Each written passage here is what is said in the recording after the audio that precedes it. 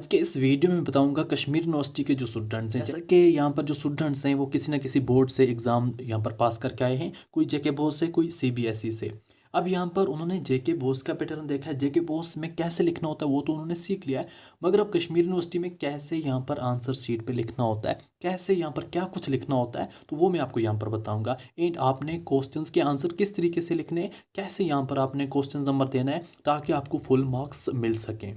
तो सब कुछ जानने के लिए आपने ये वीडियो एंड तक देखना है। अगर आप इस चैनल पर पहली बार आए हैं, इसको सब्सक्राइब करके रखें ताकि हर इंपॉर्टेंट अपडेट आपको इस चैनल पर मिलती रहे। नोटिफिकेशन ऑन रखना, आपके रिलेटेड कोई भी वीडियो होगा इसलिए अब तक पहुंच पाएगा। तो सिंपली मैं आपको यहाँ पर बताता हूँ आपने क्वेश्चन पेपर कैसे अटेम्प्ट करना है, क्या कुछ होता है आपको यहाँ पर, वो सब कुछ मैं आपको यहाँ पर बताऊँगा।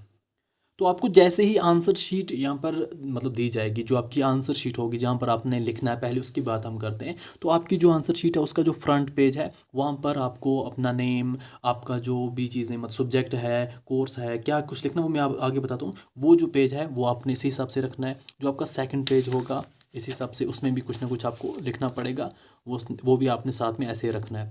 जहाँ से आपको यहाँ पर ब्लैंक पेज स्टार्ट हो जाएगा, जैसे यहाँ पर आपका पेज ये स्टार्ट हो चुका है, तो यहाँ से आपने अपने क्वेश्चन आंसर लिखना स्टार्ट करने हैं। मगर पहले क्या करना है वो मैं आपको बताता हूँ।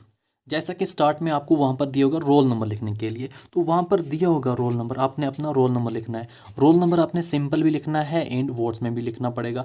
जैसा कि किसी का रोल नंबर फॉर एग्जांपल 1367, जो आपके एडमिट कार्ड पर रोल नंबर है ना वो लिखना होता है। आपको जो स्कूल रोल नंबर है वो यहाँ पर नहीं चलता, यहाँ पर आपका एग्जाम रोल नंबर जो आपके एडमिट कार्ड पर है ये सिंपल रोल नंबर। अगर आपको साथ में इन वर्ड्स भी हुआ तो आपने क्या करना है, वर्ड्स में भी लिखना है। कैसे लिखना है, जैसे 1 ONE 1, 3 का THREE 3, SE 6, फिर आपको अपना नेम लिखना है। तो जब आपको यहाँ पर नेम पूछा जाएगा, अपना नेम जैसा कि आपका जो फुल नेम होगा एज़ पर एडमिट कार्ड वो यहाँ पर लिखिएगा अच्छे तरीके से साफ साफ।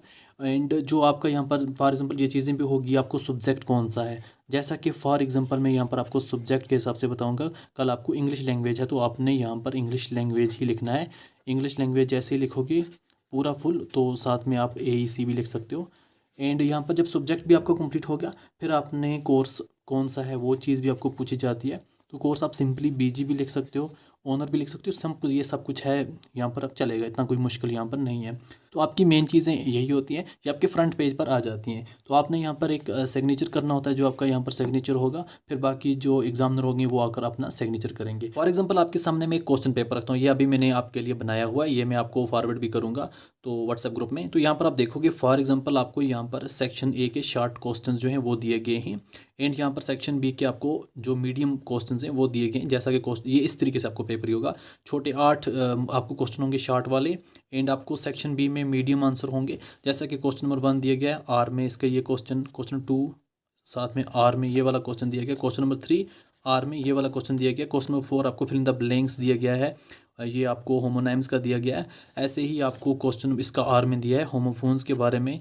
तो ऐसे ही आपका यहाँ पर ये क्वेश्चंस आपको जैसे ही कंप्लीट हो जाएंगे फिर आपका सेक्शन C स्टार्ट हो जाएगा, लॉन्ग आंसर टाइप क्वेश्चन, जो आपको सिर्फ 2 अटेम्प्ट करने हैं। फॉर एग्जांपल आपका सेक्शन A जो है वो यहाँ पर शॉर्ट आंसर टाइप क्वेश्चन से है, मगर आपको क्या करना है, पहले लॉन्ग आंसर अगर आता है तो आपने क्या करना है, अगर आपको मतलब स्टार्ट करना है लॉन्ग आंसर के 2 क्वेश्चन पहले लिखने हैं, अगर आपको यही आते हैं, आपने आंसर शीट पे जाना है, यहाँ पर आपने देना है आपने कौन सा सेक्शन करना है, सेक्शन C करना है। तो आपने यहाँ पर लिखना है सेक्शन C, क्योंकि आपने सेक्शन C से पहले उठाना है सेक्शन C को। तो क्वेश्चन जो भी आपका होगा, फॉर एग्जांपल क्वेश्चन नंबर इसका 8 9 10 या 1 जो भी होगा, क्वेश्चन नंबर 1, तो अगर आप लिखो तब भी ठीक है, नहीं लिखोगे तब भी चलेगा। एंड यहाँ पर आपने इसका आंसर लिखना है एंड आपने आंसर लिखना स्टार्ट करना है। बॉल पेन का यूज़ करना है, जेल पेन का बिल्कुल भी यूज़ नहीं करना है। बॉल पेन आपके लिए बहुत अच्छा रहता है। एंड अगर आपके जो लॉन्ग आंसर क्वेश्चंस होंगे ना, जो मतलब जैसे मैंने अभी आपका सेक्शन C बताया, जो आपको लॉन्ग आंसर टाइप क्वेश्चंस हैं, जैसा कि ये वाले आपको लॉन्ग आंसर हैं 16.5 मार्क्स वाले क्वेश्चंस, तो सेक्शन C हमेशा आप लाइन छोड़ के लिखने की कोशिश करना।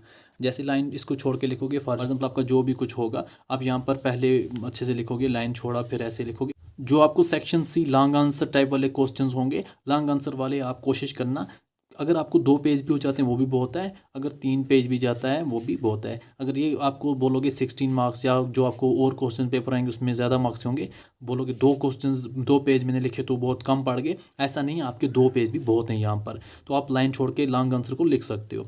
तो पहले आपको सेक्शन C का पहले क्वेश्चन आता है तो वो लिखा, फॉर एग्जाम्पल सेक्शन C का दूसरा क्वेश्चन आपको भूल गया, अब बोलोगे हम क्वेश्चन स्टार्ट करें सेक्शन A के, तो आपने फिर यहाँ पर देना है सेक्शन A सेक्शन ए, तो उसका क्वेश्चन लिखना स्टार्ट करना है। उसके जितने क्वेश्चन आते हैं आपने लिखने हैं यहाँ पर। फिर आपको याद आ जाता है कि मुझे सेक्शन सी का क्वेश्चन भी यहाँ पर आता है। फिर आपने सेक्शन सी साथ में यहाँ पर लिखना है। फिर उसका क्वेश्चन जो भी आपको आता है, फॉर एग्जाम्पल क्वेश्चन नंबर 4 आता है, तो आप यहाँ पर लिखना स्टार्ट करोगे। जो क्वेश्चन आपको पहले आता है तो दिमाग में आता है, आप लिखो उसको, एंड सेक्शन साथ में दे दो। अगर आपको फॉर एग्जाम्पल सेक्शन सी के दोनों क्वेश्चन अगट्ठे आते हैं तो आप अगट्ठे लिखो। अगर आपको थोड़ा मतलब बीच में किसी और सेक्शन का लिखना होता है, जब नेक्स्ट टाइम लिखोगे तो सेक्शन साथ में मेंशन करना। अब बात करते हैं वर्डिंग्स की। जो आपका सेक्शन ए वाला पोर्शन है, सेक्शन ए वाला पोर्शन, अब सेक्शन ए वाले पोर्शन जो भी क्वेश्चंस हैं, जैसा कि आपको 1.5 या डिफरेंट किस टाइम 2 मार्क्स का भी क्वेश्चन होगा, यहाँ पर अगर आपको एक लाइन भी आती है ना, वो भी आपके लिए इनफ है। एक लाइन अगर आपको आती है वो भी इन क्वेश्चंस के लिए बहुत है। एक लाइन, 2 लाइन, 3 लाइन, 4 लाइन, इससे ज़्यादा नहीं लिखना। 4 लाइन से ज़्यादा इन क्वेश्चंस को कभी भी नहीं लिखना, इससे आपको प्रॉब्लम होगी। जो आपका सेक्शन बी स्टार्ट होगा, जैसा कि 7.5 मार्क्स, तो इनके जितने भी आपको हैं 2 पेज, कोशिश करना 2 पेज तक जाने की। 2 पेज से ज़्यादा भी नहीं लिखना, इसमें भी आपको प्रॉब्लम होगी। 2 पेज अगर आपको कोई अच्छे से आता है तो 3 पेज तक जाओ। 1.5 पेज भी लिखोगे वो भी आपके लिए इनफ है। क्वालिटी होनी चाहिए ना, जब क्वालिटी वाले पॉइंट्स आप लिखोगे ना, आपका 1.5 पेज भी आपको मीडियम आंसर के लिए बहुत ज़्यादा है। अब बात करते हैं जो सेक्शन सी है लॉन्ग का। तो लॉन्ग में आपने क्या करना, जो आपको वर्डिंग होती है ना उस पर मत जाया करो। जो वहाँ पर लिखी होती है वर्डिंग, उस पर बिल्कुल भी मत जाया करो। तो आपने क्या करना है, जो भी आपके लॉन्ग आंसर टाइप क्वेश्चन है, 2 पेज अगर आपको मिनिमम हो गए तो अच्छी बात है, 3 भी हो गए तो चलेगा। तो अगर कम भी हुए कोई मसला नहीं है। फॉर एग्जाम्पल अगर आपको कोई 16 या 20 मार्क्स का क्वेश्चन पूछा जाता है, अगर आप एक काम करोगे ना, उसकी सिर्फ 20 लाइंस में उसके अच्छे अच्छे पॉइंट लिखोगे तो आपको 20 मार्क्स पूरे मिलेंगे। 16 मार्क्स वाले क्वेश्चन के आप अच्छे मतलब 16 लाइन 16 पॉइंट लिखोगे, आपको फुल मार्क्स मिलेंगे। फॉर एग्जांपल आपको पूछा गया है कोई भी क्वेश्चन ऐसा कि आपने, फॉर एग्जांपल के तौर पे बोल रहा हूँ, आपने महात्मा गांधी के बारे में लिखना है, एग्जांपल के तौर महात्मा गांधी के बारे में, तो 20 मार्क्स का क्वेश्चन है। आपने महात्मा गांधी के 20 पॉइंट लिखने हैं। फर्स्ट पॉइंट एग्जांपल के तौर पे 20 पॉइंट्स का नाम क्या था, उसकी हॉबीज़ क्या थी, वो कहा मतलब जो अच्छी चीज़ें हैं ना वो आप पॉइंट लिखोगे, 20 पॉइंट, आपको फुल मार्क्स मिलेंगे। ये मैं एग्जांपल के तौर पे बोल रहा हूँ। तो ऐसे आपने अटेम्प्ट करना होता है कश्मीर यूनिवर्सिटी का क्वेश्चन पेपर। तो यहाँ पर आप कोशिश यही करना, जैसे जिस सेक्शन का आपको आता है वो अटेम्प्ट करो।